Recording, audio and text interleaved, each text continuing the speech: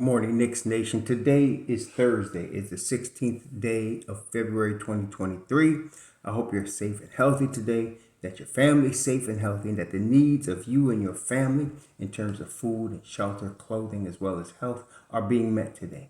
Blessings upon those that work in the healthcare field, along with the first responders who are every day saving lives, and those that pick up garbage for us to keep streets and sidewalks, parks, wrecks, buildings clean and disease free. And those also that make deliveries of important things that we take for granted for our convenience. Double blessings on the men and women that are out here trying to help rescue, deliver, and recover the teenagers and children that are the victims of child molestation and pedophilia.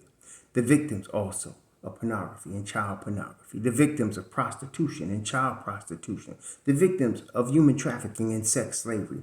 Double curses on the perpetrators. Double curses on the perpetrators. Double curses on the profiteers, and double curses on the perverts who create this heinous industry.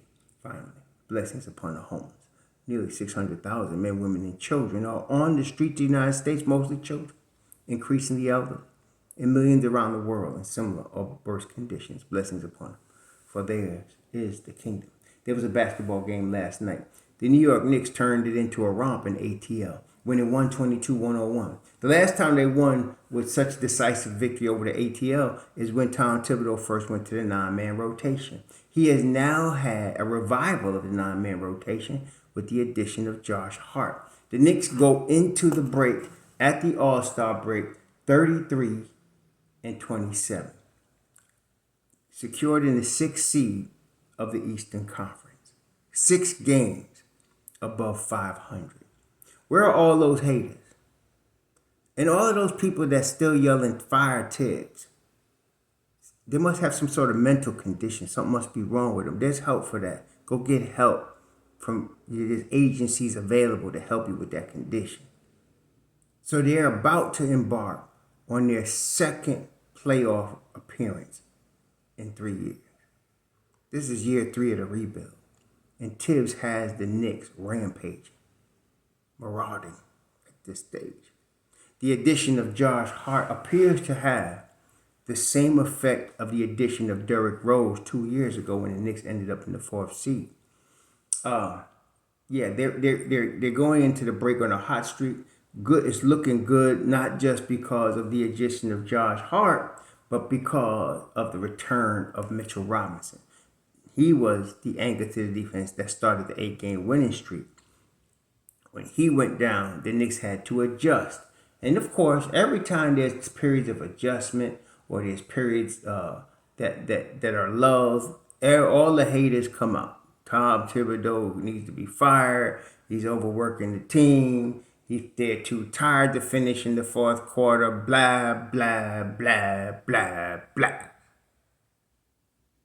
The Knicks are a good team. They're a relevant team.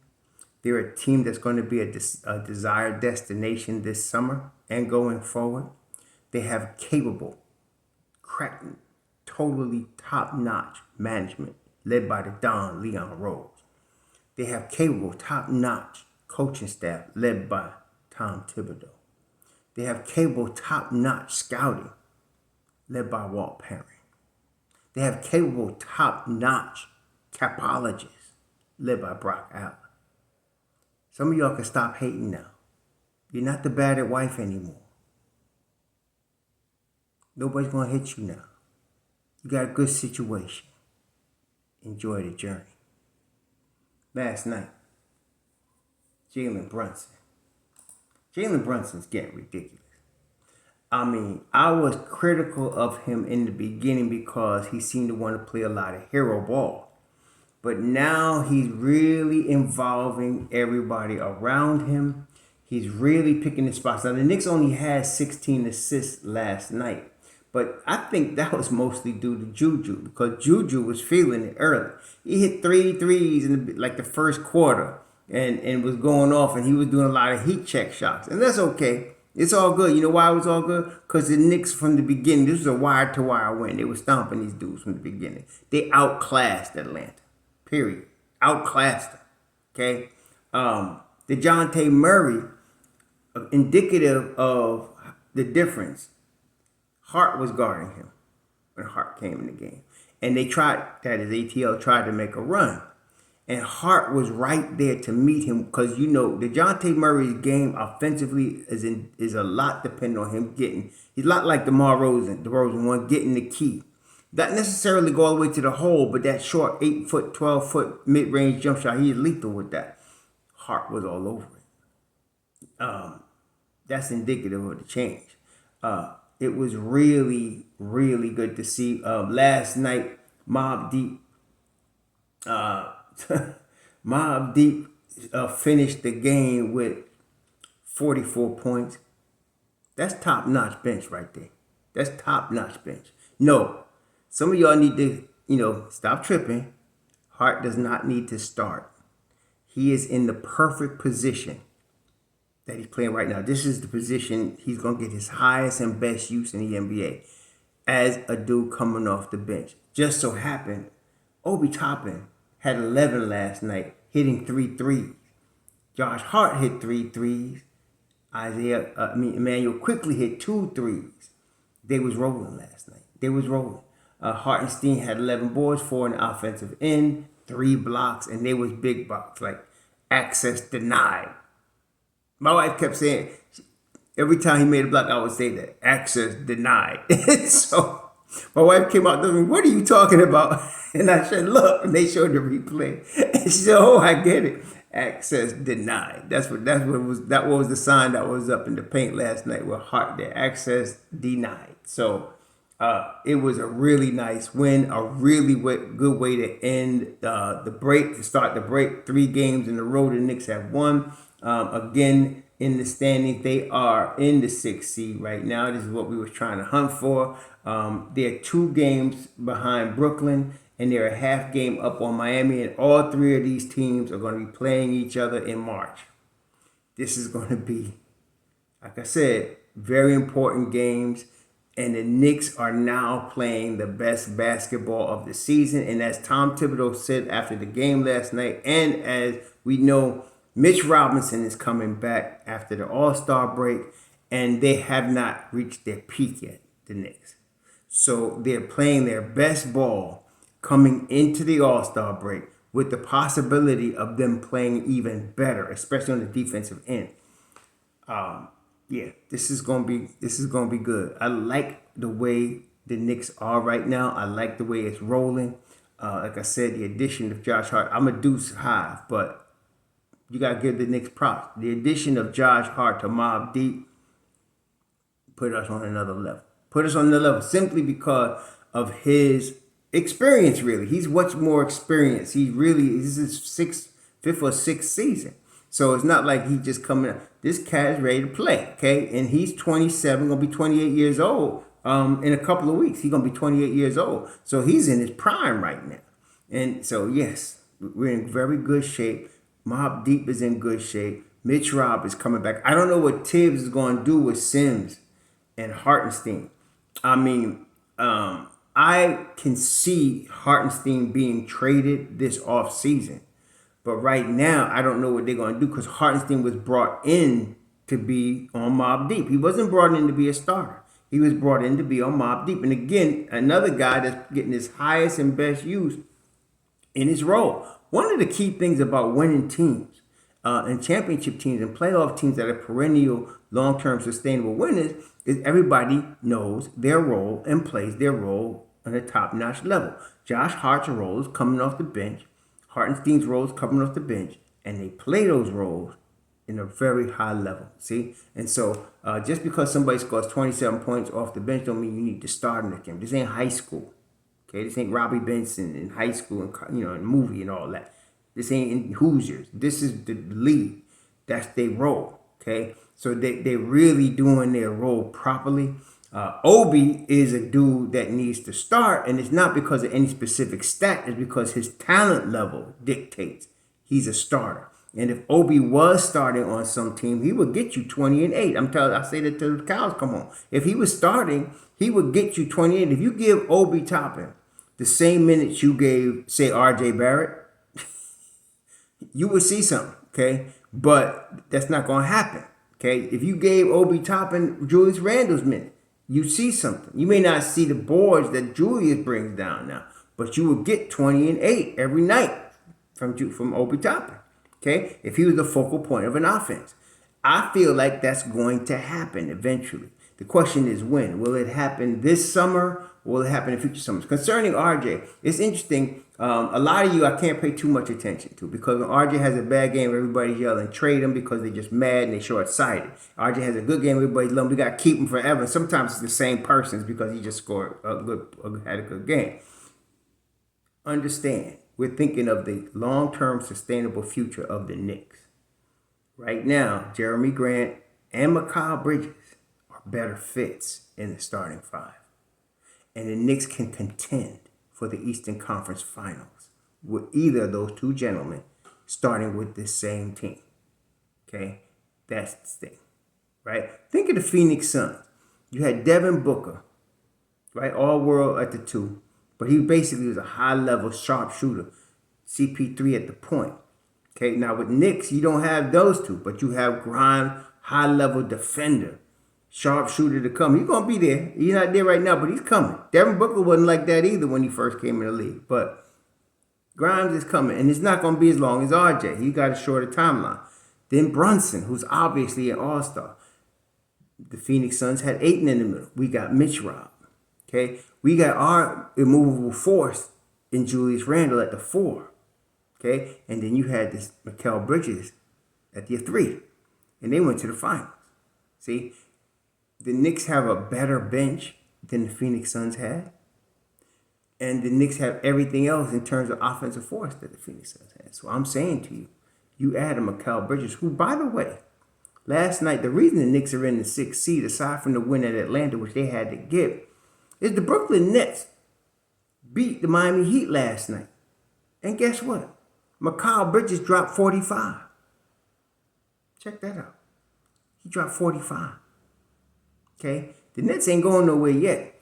It's going to be a dogfight. It ain't the same Nets as when they had, Kevin Durant and obviously Irving. But they ain't going nowhere yet. So it's going to be a dogfight at the end. But the Knicks, as just a couple games ago, showed we could beat them. Okay? So we're going to have to see what happens. But this is going to be interesting. So, like I said, Mikal Bridges could be that dude.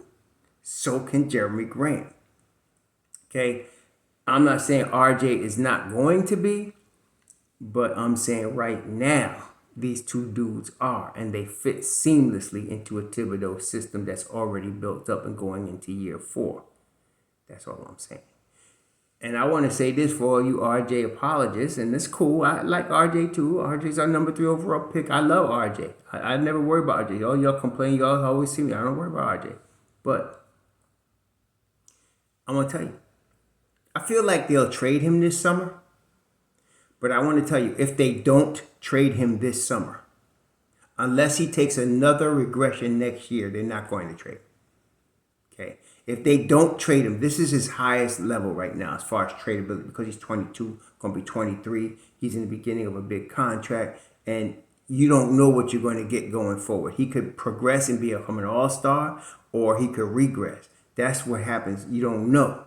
So to those teams that scouted him and feel like he's got that upside and we need him and he can help us with our rebuild, he is a piece that they might be interested in. Especially, like I said, his contract is tradable. So, especially after July 1st, there's no trade clause in RJ's contract.